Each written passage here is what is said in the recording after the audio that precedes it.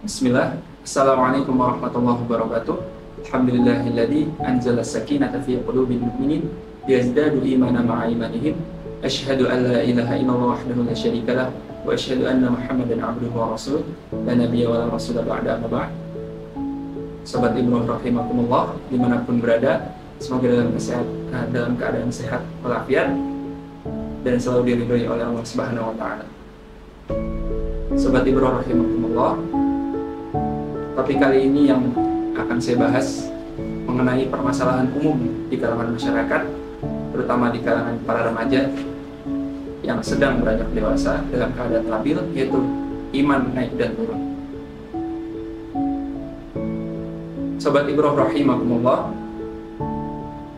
ada satu kaidah yang itu dipedomani oleh para ulama sejak dahulu kala, yaitu iman yazidu wa yanqus.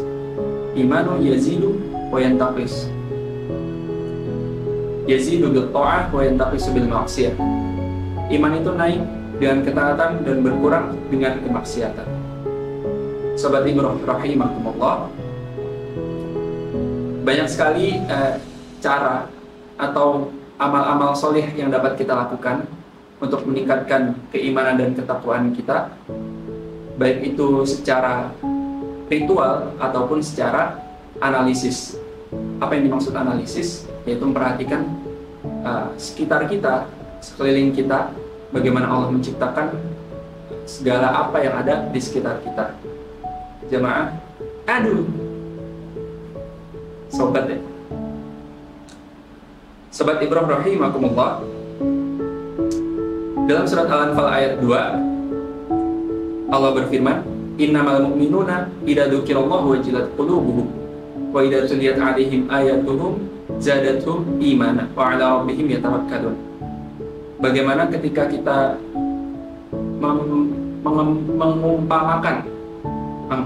mengumpamakan makna dari ayat ini, yaitu ketika kita kita mendengar azan, terus ada getaran iman dalam hati kita, kemudian kita mengimplementasikan keimanan kita dalam bentuk ibadah, yaitu salat fardu, dan kita meningkatkan yang salat fardu itu dengan secara berjamaah. Ketika sudah berjamaah, kita meningkatkannya dengan salat-salat sunnah yang lain. Sobat Ibroh rahimakumullah, dalam surat Al-Baqarah ayat 164 Allah berfirman, inna fi khalqis samawati wal ardi wa ikhtilafil laili wan nahar wal fulki allati tajri fil bahr. Bagaimana Allah memerintahkan kepada kita untuk memperhatikan sekitar kita, baik langit, baik bumi, bagaimana Allah cara menciptakannya, sehingga kita dapat bertafakur dan melihat kebesaran-kebesaran Allah, sehingga meningkat keimanan kita. Kemudian Allah juga berfirman, bagaimana cara kita meningkatkan keimanan kita, yaitu dengan memperhatikan hal yang paling dekat dengan kita.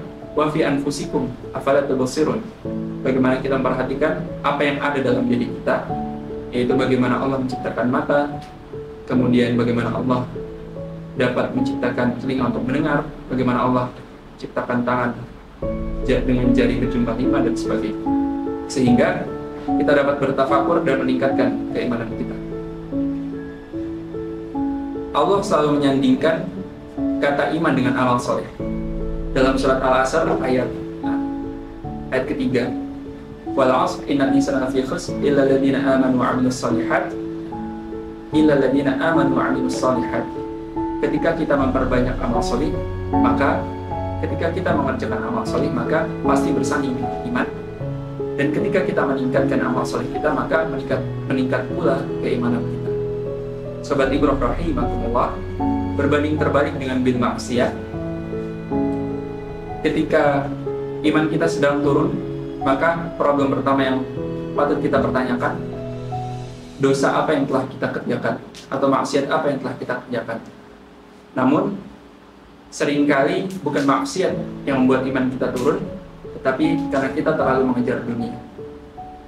Ibnu Qayyim al-Jauziyah pernah berkata, dunia itu ibarat bayangan. Semakin kita kejar, maka tidak akan pernah kita dapati. Maka ketika kita mengibaratkan dunia dan akhirat, ketika kita mengejar dunia, maka dia akan menjauh. Kemudian ketika kita mengejar akhirat, maka dunia akan membayangi. Sobat Ibrah rahimakumullah, mungkin sedikit yang dapat saya sampaikan. Yang perlu digarisbawahi adalah ketika kita ini meningkatkan iman kita, maka mari kita tingkatkan amal soleh kita. Dan ketika iman kita sedang turun, maka mari kita evaluasi diri kita, dosa apa yang telah kita kerjakan, atau justru dunia ini telah melenakan kita sehingga kita terlalu mengejar dunia. Semoga amal soleh yang telah kita kerjakan dapat diterima oleh Allah Subhanahu wa Ta'ala dan selalu diberikan kesehatan sehingga kita dapat meningkatkan amal soleh kita, sehingga kita dapat menjaga takaran atau menjaga kestabilan keimanan kita. Aku qouli hadza wa astaghfirullah li wa lakum. Wassalamualaikum warahmatullahi wabarakatuh.